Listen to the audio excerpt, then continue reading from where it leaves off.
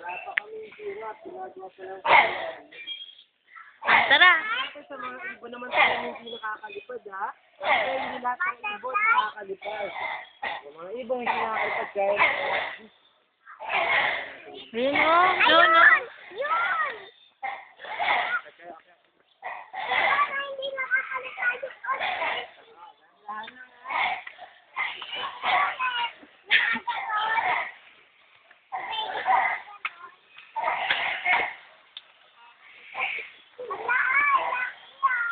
Ay. Ibon hindi nakakalipad yung emu. Pambansang ibon ng Australia. Ayun, meron pa ito. Emu, Madam,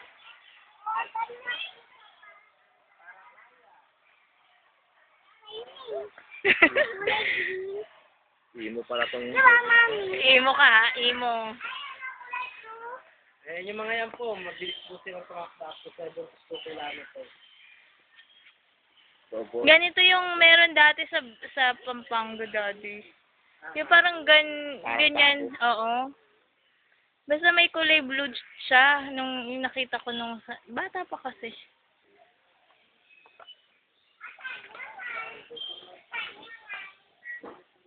Hindi makita.